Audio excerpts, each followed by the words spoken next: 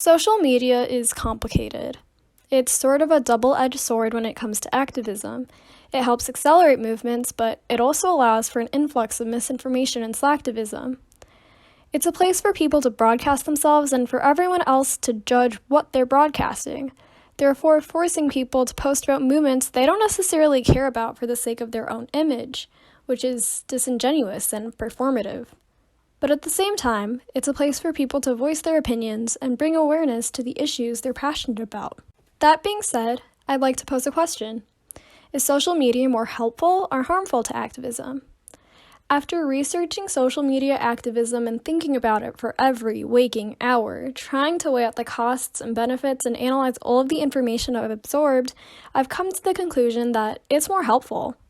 Social media helps accelerate and mobilize protests and movements more effectively than ever before.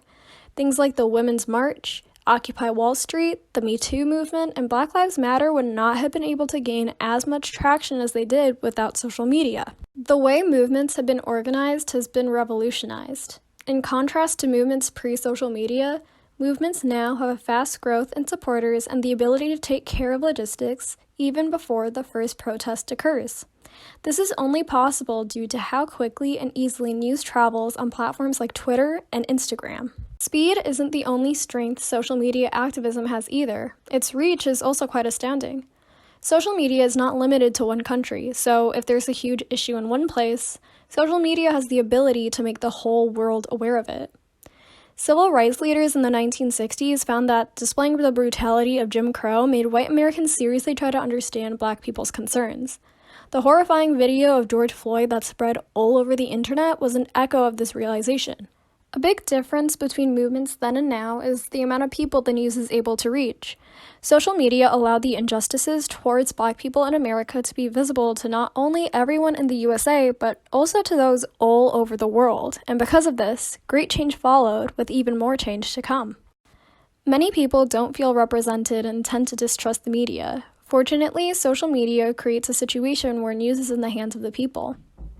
According to the Knight Foundation, around 71% of news outlets that cover issues important to Black, Asian, and feminist communities are perceived as negative since the people affected are rarely talked to and some facts are highlighted at the expense of others. Considering this, platforms like Twitter are often used by people to raise awareness and express concern the way they themselves see fit, rather than waiting for journalists to take interest. Since social media is so big in today's world and so accessible to even marginalized groups, people are able to deliver all sorts of information regarding the issues they face.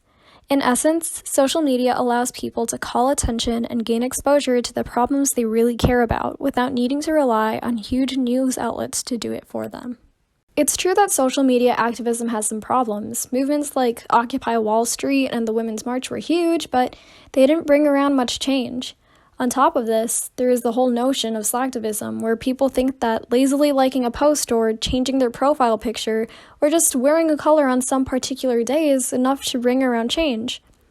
Public, low-cost actions like this are not meaningful support for a cause and haven't been found to lead to engagement with more costly ways to contribute either.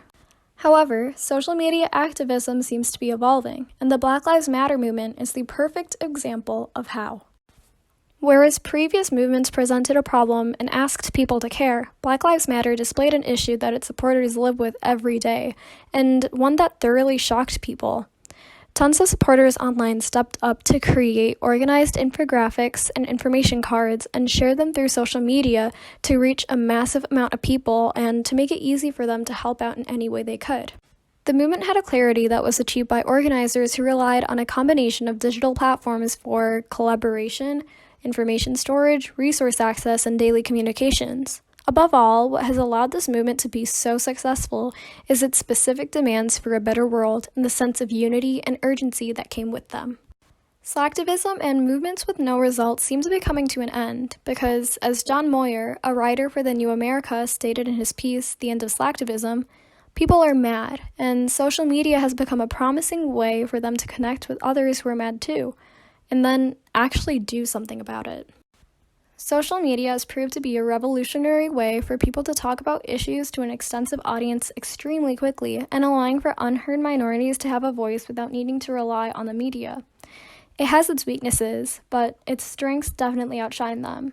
It has allowed for the organization of so many great movements in hopes of making the world a better place, and so many more to come.